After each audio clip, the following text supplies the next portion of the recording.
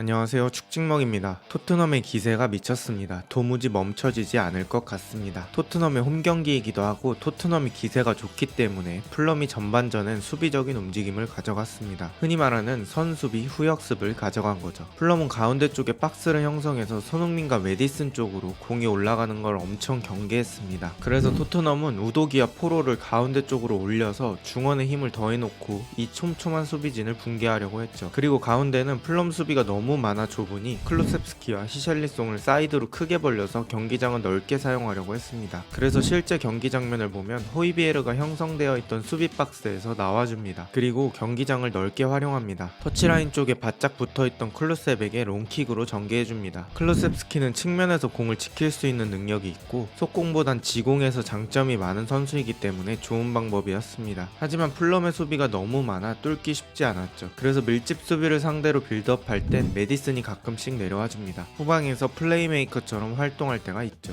메디슨이 거의 센터백 쪽까지 내려와 주고 호이비에르가 다시 안쪽으로 들어갑니다. 실제 경기 장면입니다. 메디슨이 이만큼 내려와서 공을 풀어주죠. 근데 양쪽 풀백인 우도기와 포로는 높은 위치에서 자리를 유지하고 있습니다. 그 이유는 제가 조금 이따 설명드리기로 하겠습니다. 상대 수비가 중앙에 많으니까 중앙 쪽에 공을 집어넣기가 껄끄럽죠. 가운데에 억지로 공을 넣었다가 역습당할 가능성이 있으니까요. 골키퍼 빼고 모든 선수가 하프라인 위까지 가 있으니 부담이 큽니다. 그래서 결국 빌드업은 사이드만 도는 U자 빌드업의 형태로 진행됩니다. 공은 U자 빌드업 형태로 히샬리송에게 가게 됩니다. 윙샬리송은 톱샬리송보다 간결하고 깔끔합니다. 많은 터치를 가져가지 않습니다. 히샬리송이 뛰어가는 우도기 쪽에 바로 공을 놔줍니다. 그런데 수비 맞고 사이드라인 아웃이 됩니다. 제가 아까 우도기와 포로가 여기까지 올라온 이유가 있다고 말씀드렸습니다. 그 이유는 방금 같은 장면을 노리기 위한 것입니다. 우도기가 안쪽으로 언더래핑 해주면 온더볼이 불안한 히샬리송의 단점을 상쇄시킬 수 있습니다. 히샬리송이 공을 오래 잡지 않고 이렇게 안쪽으로 넣어주면 우도기가 가운데 쪽으로 컷백이 가능합니다. 그렇지 않으면 우도기를 주는 척하면서 안쪽으로 들어갈 수도 있죠. 오른발잡이니까 히샬리송에게 슈팅 찬스가 될 수도 있습니다. 즉 우도기와 포로를 올려놓는 이유는 크게 두 가지입니다. 첫째, 중원의 빌드업 숫자를 늘려 힘을 실어주기 위해서. 둘째, 히샬리송과 셉셉이의 선택지를 늘려주기 위해서. 다시 경기 장면을 보겠습니다. 아까 터치아웃된 공을 안쪽으로 스루인했는데 결과적으로 풀럼에게 공을 뺏기게 되었습니다. 근데 토트넘의 공격진은 골 넣는 거 말고 추가적인 임무를 부여받았습니다. 바로 공을 뺏긴 자리에서 승부를 보는 거죠. 바로 압박하는 거 요즘 현대축구에선 그냥 하는 거 아니냐? 이러실 수 있는데 오늘 경기는 달랐습니다.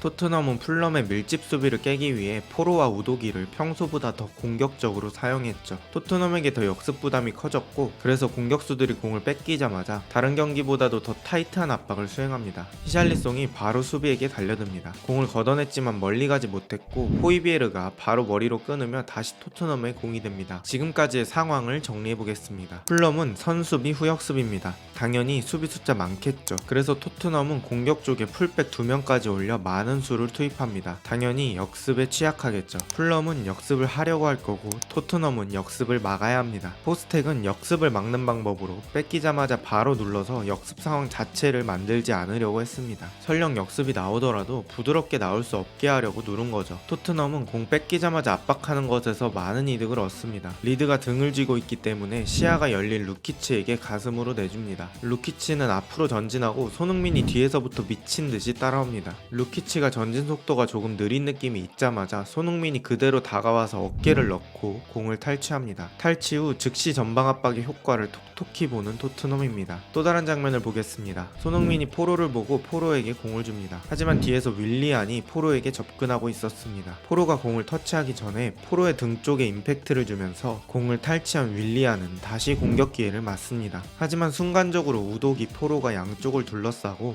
히샬리송이 슬라이딩 태클로 갈 곳을 모두 막아버립니다. 이 컨셉이 계속적으로 토트넘에게 이득을 가져다주고 있습니다. 여러분, 이 기록 보셨나요? 23-24 시즌 프리미어리그 압박 스프린트 거리 순위입니다. 1위엔 손흥민이 있고 5위엔 클루셉스키가 있습니다. 이처럼 토트넘은 상대 골키퍼와 센터백이 편하게 공을 잡게 하지 않습니다. 당연히 선봉장은 손흥민이고요. 손흥민이 전방 압박을 실시합니다. 여기서 손흥민의 전방 압박을 보시면 베시는 그냥 단순히 골키퍼 쪽으로 접근하는 게 아니라 팀림 쪽 루트를 막으면서 골키퍼에게 접근하고 있습니다. 그럼 골키퍼는 선택지가 하나 줄은 상태로 플레이하게 됩니다. 골키퍼는 베시에게 공을 줍니다. 이때 베시에게 주자 메디슨과 히샬리송까지 같이 뛰면서 파도가 한쪽으로 쓸려가는 것처럼 블록을 형성해서 점점 좁혀갑니다. 그래서 베시가 안쪽으로 패스를 넣어주는데 패스가 짧았습니다. 그 짧은 패스를 반더벤이 달려오면서 끊어요. 끄는 공이 히샬리송에게 도착하고 히샬리송이 손흥민에게 논스톱으로 이어줍니다. 제가 좀 이따 히샬리송은 따로 얘기하겠지만 윙샬리송은 시즌 초반보다 훨씬 간결해졌습니다. 손흥민은 바로 슛하는 척하면서 수비 2명의 교통사고를 유발합니다. 교통사고를 만든 손흥민은 유유히 슈팅 장소로 빠져나갑니다. 손흥민에겐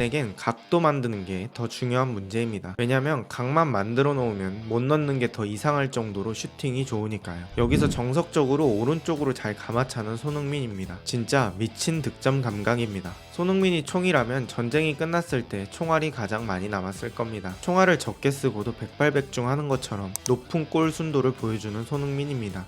후반전에도 이러한 압박은 이어집니다.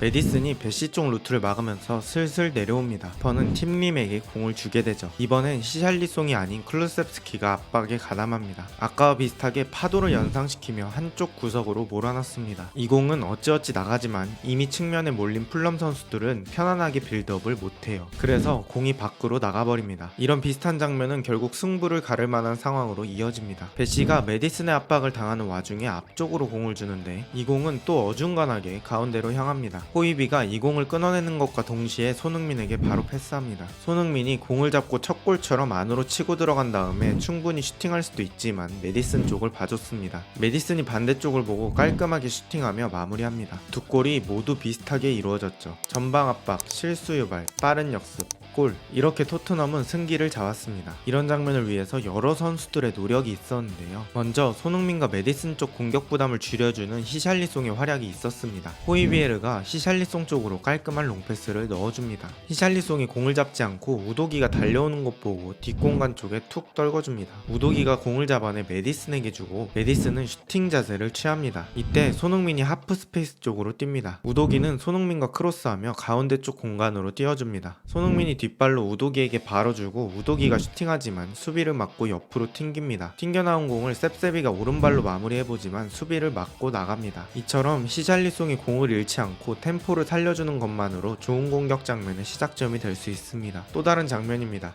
히샬리송이 우도기가 안쪽으로 뛰는 것 보고 빈 공간에 패스 넣어줍니다. 리버풀전에서도 이런 장면이 많이 나왔는데요. 히샬리송의 활용법에 대해 더 궁금하신 분들은 오른쪽 상단 카드를 클릭해서 봐주시면 됩니다. 이때 우도기는 컷백을 시도합니다. 아쉽게 공격은 무산이 되었지만 이것처럼 히샬리송과 우도기의 커넥션이 살아나고 있습니다. 이날 경기는 무실점이었습니다. 풀백까지 올렸을 정도로 공격적인 전술을 사용했습니다. 하지만 무실점으로 경기를 승리할 수 있었던 데는 반더벤과 로메로 이 두 명의 센터백의 역할이 정말 큽니다. 혹시나 역습을 당해서 이 두 명만 남더라도 두 명의 센터백이 스피드가 있으니 커버가 가능한 거죠. 플럼의 역습 장면입니다. 비니시우스가 안쪽으로 뛰고 있는데 반더벤은 오로지 비니시우스만 따라갑니다. 자신이 따라가지 않으면 뒷공간이 비기 때문이죠. 두세 걸음 걷더니 바로 따라잡아 버렸습니다. 엄청난 속도를 보여주는 반더벤입니다. 이처럼 손흥민과 메디슨뿐만 아니라 토트넘의 많은 선수들이 각자 제 역할을 해주고 있습니다. 비수마의 자리를 대신한 호이비에르도 마찬가지죠. 토트넘은 이제 팰리스와 첼시를 만납니다. 팰리스는 원정 경기라 쉽지 않고 첼시는 경기력이 많이 올라왔습니다. 미끄러질 듯 절대 미끄러지지 않는 토트넘의 기세는 언제까지 지속될까요? 축직먹이었습니다. 오늘도 영상 봐주셔서 감사합니다. 좋은 하루 되세요.